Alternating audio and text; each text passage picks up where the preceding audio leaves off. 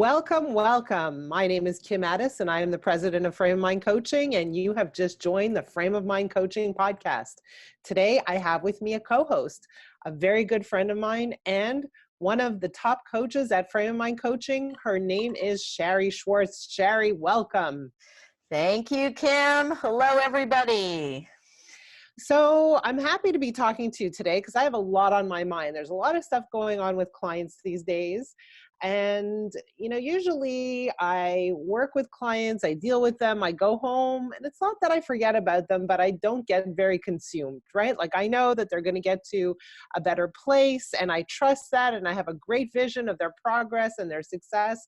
But lately, there's been a theme among several clients that has been popping up that has been leaving me thinking way beyond working hours.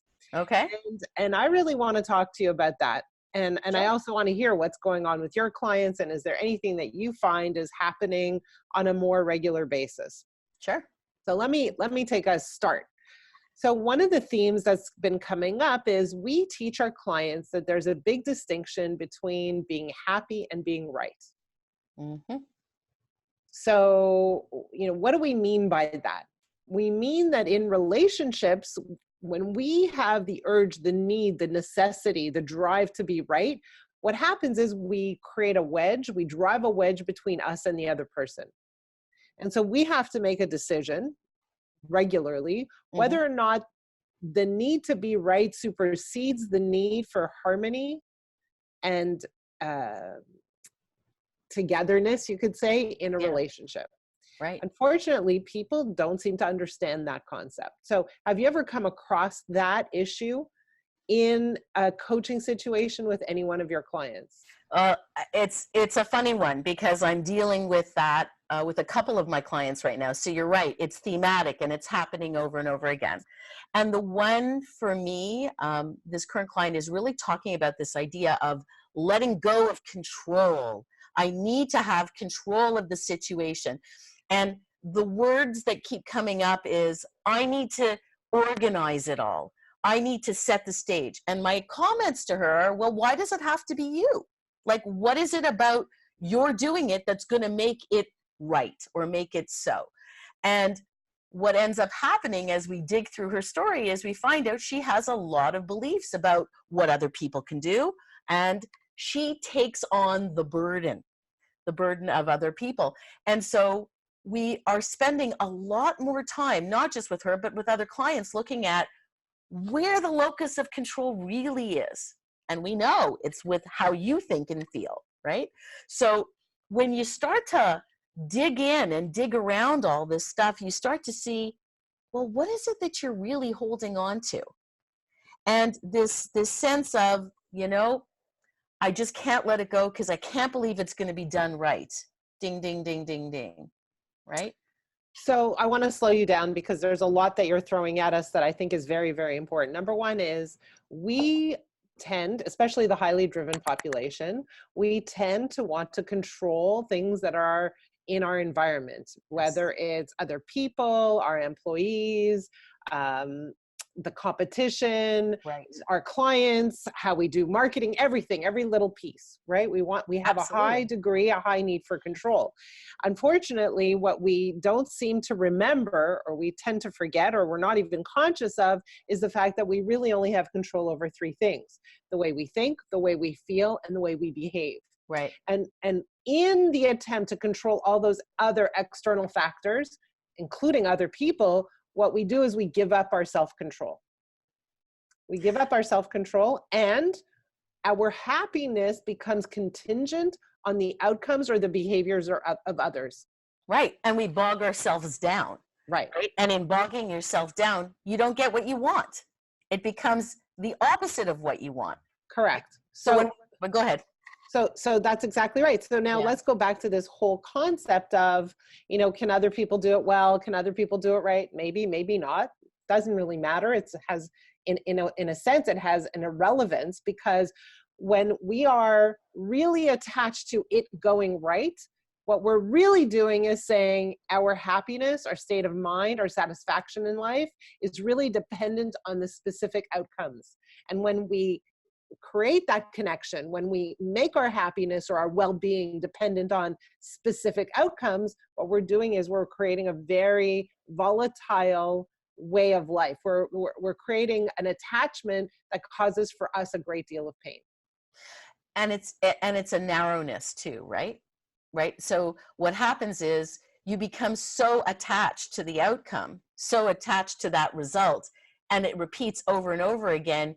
Your world starts to close in, close in, close in. And it's funny. I thought, you know what, I'm going to be prepared for this podcast and pull out a journal. And what do I pull out? The very thing that we're talking about. And this person is saying, the more I try to control, I'm actually reading it, the more I try to control everything that's going on, the more I analyze, the more useless it is, the more I'm starting to see that it's useless. Me trying to control over here, this person says, creates extra work and extra burden for me. And it's tiring me, and it's not getting me what I want. And so for us to be able to step back and say, yeah, you know, your thinking is the thing that's impacting all of this. Like, how could you position this differently? And if you start to let it go and say, you know, if I don't drive to that end result, if really and truly I can just move the notch up a little bit, in our world, we call it trading up, right? Trade up your thinking. One increment a little bit better than you do from what you're thinking now, man, oh man, can you see the end result? And that's what this journal said to me right here. He said, you know, before this would have been a perfect example of how I needed to be right. Now it's a perfect example of how I want to be happy. So hold that thought for a second, because I want to come back to it. It's a big idea, and people get very, very confused by the idea. So before we go there, let's just stay on the issue of, man, it's a lot of work to try to control everything that's actually not even in my control. Yeah. And so one of the things that we do with our clients is we see where they try to have control, where they try to exert control, and where that control or that attempt to control causes them hardship, pain, suffering, frustration, disappointment, all those things. And what we do is we realign our clients. We help them to see, hey, it's time for you to let go of control over those things. It's time for you to give up that work, that task, that burden, that load of responsibility on your shoulders. And it's time to take on responsibility for what you have responsibility for, which is your thinking, your feelings, and your behavior. And right. So we switch things around. It's like giving, you know, if you think about a job, we're literally removing a load of responsibilities and saying, here are the responsibilities you have, but you got to be excellent in this job. And the only person who can do this job is you. There is no one suited for this job as well as you are, which is to take responsibility for yourself. And in one sense, people feel this incredible sense of freedom, of lightness, for finally letting go of the things that really aren't theirs to control. But on the other side, all of a sudden they take on what they're not used to having responsibility for, which is their own well-being, their own emotional state. Why? Because me and you, we are often so used to hinging our well-being on the events, on the people, on the outcomes that are happening around us. It's so much easier to say, I feel bad because of this situation or this circumstance or this person. So much easier to do that than to say, actually, the way I feel as a result of how I think, I'm holding the entire bag of responsibility. It's a shift, right? Yeah. And so it's a whole lot lighter on one hand, and all of a sudden, hey, you're responsible for your whole entire life. Well, it's actually interesting because part of what you're getting people to do is exercise a muscle that already exists. It's a muscle that they know, but they need to reacquaint themselves with. And it's that muscle of, you know, I'm calling it me first, right? It's a muscle of being aware. And what I find happens as we go through this coaching journey with our clients, when they're looking at, can I be, you know, do I want to be right or do I want to be happy? When they're confronted with those situations, they become much more agile and much more able to say, whoa, I'm in that situation now. Okay, what do I do here? Oh, wow, this is going to lead me to the I need to be right category. That's not where I want to position myself. So I can now stop myself in my tracks and pivot ever so slightly and go, yeah, that's not where I want to be. This is where I want to be. And so the muscle exercise becomes much greater, and they're doing it over and over again. And it's exciting to watch. Don't you think? It's exciting. It's exciting to watch because what you see is people experiencing a whole lot of frustration, disappointment, friction, conflict with people who really matter to them. Yeah. And what you see is relationships that thrive, that are more harmonious, and that are a lot more fun. Right? So that's really important. Right. And the ones that they have been enmeshed with that really don't give them value, they're able to say, this doesn't give me such good value. I don't need to waste too much time on it anymore. And they move through it faster. So I want to stop there because this is an important conversation. So the other day I got a note from someone, and she's having a bit of a hard time in her relationship. Not even a bit, a lot of a hard time in her relationship. And the comment was, I realized that I've been spending a lot of time trying to be happy over being right. But what I've discovered is that what I've really been doing is try to make him happy. Yeah. So this is an important concept because people get confused right here. What does it mean to be happy over be right? It really means take full responsibility over the way you think and the way you feel. It doesn't mean placate. It doesn't mean sweep under the carpet the things that are violently wrong or that rub against your values. It doesn't mean stay in a situation that's abusive or filled with lies and cheating. It doesn't mean that. It doesn't mean close your eyes. It means say, okay, I see the situation for what it is. My eyes are wide open and I don't need him or her to change in order for me to be happy. I am responsible for my happiness. I accept him or her as they are. And unfortunately, some of the times that way doesn't suit me. Right. And it allows you, gives you almost permission to say, okay, I can be done with this. Right. And I want more. And right? I want more. And I deserve more. Right? Feel like we've been there, Kim. Exactly. Okay. So this is very, very important. Yeah, absolutely. Choosing happiness does not mean being a doormat. Yes. Right? It's very important to be aware of that. Choosing happiness means accepting the world, the people in your life for how they are. And then from a place of calm and peace and acceptance, deciding whether or not that's what you want in your life or whether or not that is something that simply doesn't fit your vision, your picture, your desires of what works for you. 100%. And what you just described is like, I think I spend the majority of my time coaching talking about emotional state. So when you're in that moment where you're looking at your partnership, your relationship, and it's not working the way that you want it to, you end up being able, when you've been coached and understand it and done all this work, to say, okay, what is my mood now? What is going on for me right now that's causing me to relate heavily to the way that that person is behaving? And when you're in touch with yourself and say, hey, listen, that's them, it's not me, right? It's about you, it's not about me. You're able to make those decisions with, you're right, a greater sense of calm, a greater sense of ease, maybe a little sad, but you can move through it much faster than when you're sitting immersed in it and pointing fingers. What was the old story? Point one finger, three back at you, right? And you're constantly feeling immersed in it. So let's continue because I think this is really important. So if we're choosing happiness over being right, where does this apply?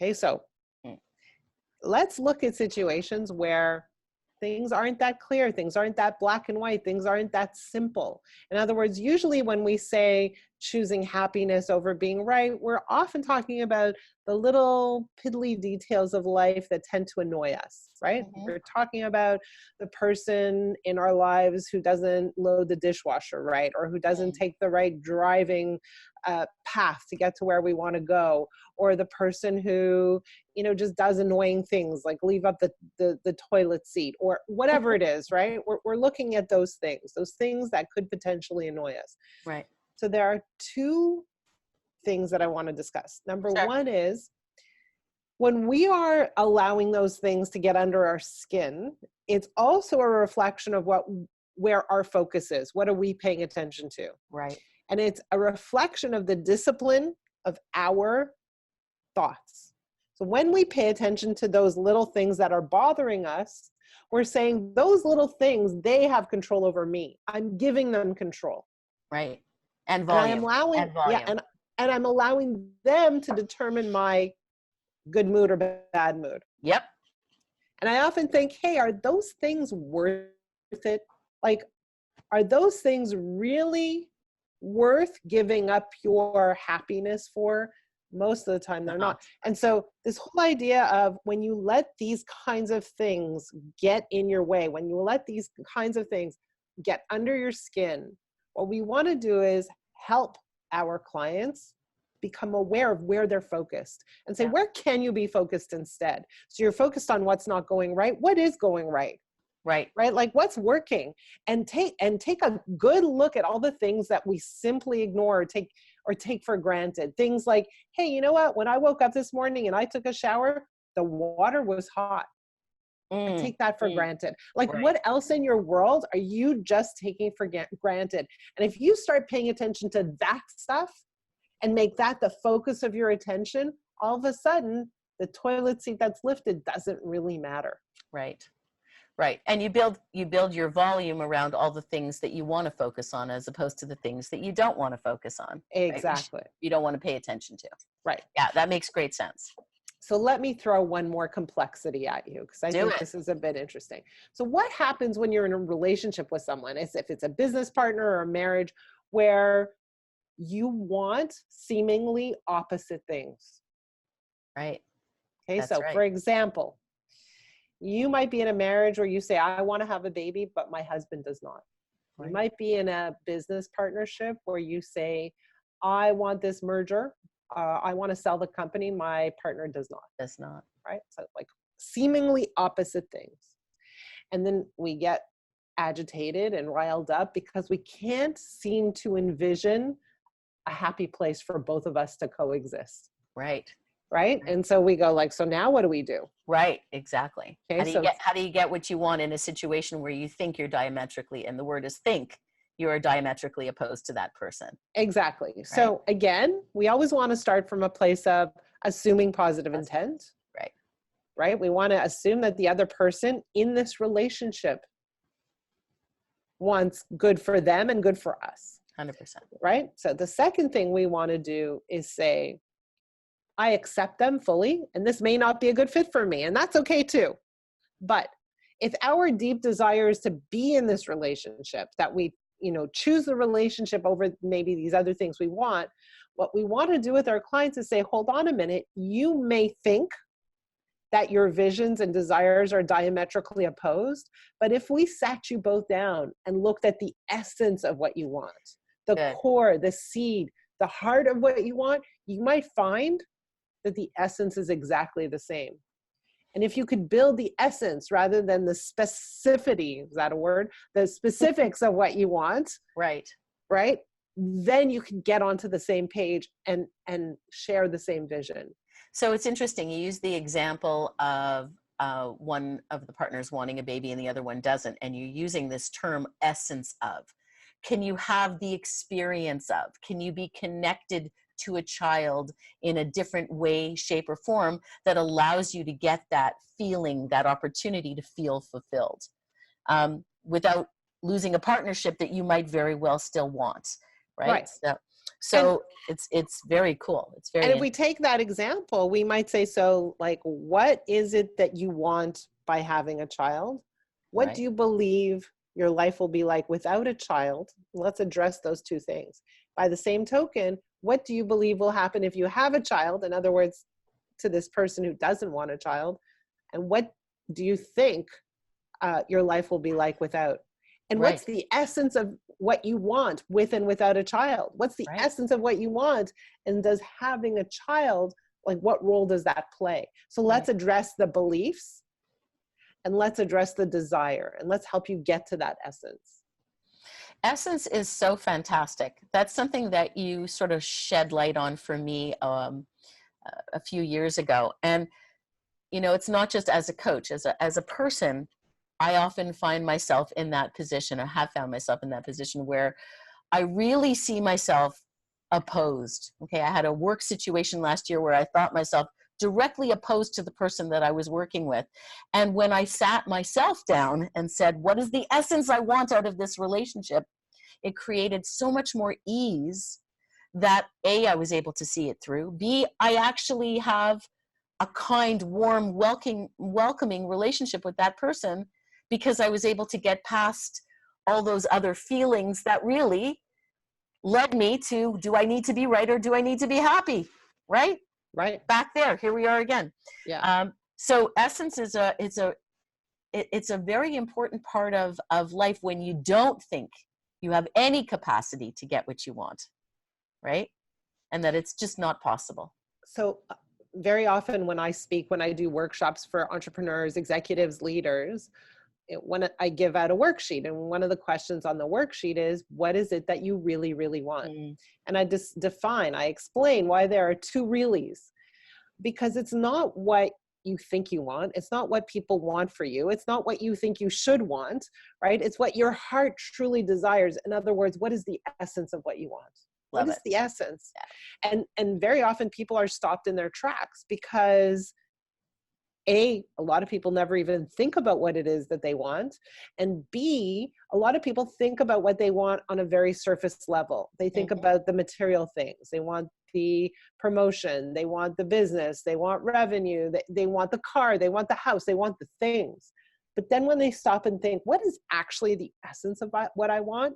The answers are very, very different. We want to help people get to essence. We want to help people get to what they really, really want.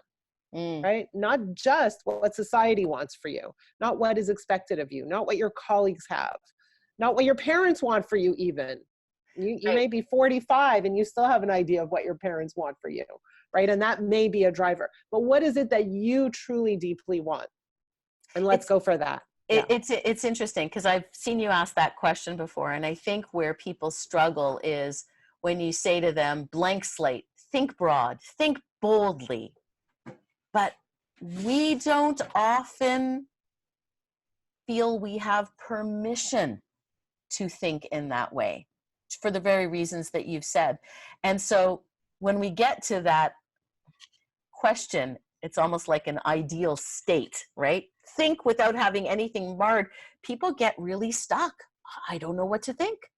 What could I really hope for? And so in coaching, I spend a lot of time talking to people about ideal state, about pushing everything else aside to really dig deep and think about what is sweet and meaningful and possible for them that they may never have dreamt of before. And in doing so, they often say, did I really say that? Did I really write that? And I said, well, yeah, you did. Well, are you going to hold me to it? It's your moment. Put out what you want, right? This is your opportunity to express it. That's even better than essence, right? That just notches it up even more, right? Well, here's the thing. When you give the people the opportunity to imagine, to dream that anything is possible, they often imagine and dream with limitations. Yes. And they're not even conscious of them. Yes. Like they think they're going for something big, but when we look deeper at what they're going for, it's laced with, but that can't be true, or I can't have that, or in order for me to have that, all these conditions have to be met, right? And so Really? Yeah. So it's very, very interesting. But today I want to just say, you can be happy or you can be right, and it's your choice. And I want you to think about what it is that you tend to go for. Do you tend to go for the need to be right? Or does your need to be happy lead you? What is it that you're led by? In any case, if you'd like to explore this further, I invite you to come and talk to us to learn more about frame of mind coaching. Come and sign up for a complimentary coaching call. We can be found at www.frameofmindcoaching.com. And Chari, thank you so much for spending this time with me. What a great conversation. I hope we get to do it again. Anytime, Kim. Sign me up.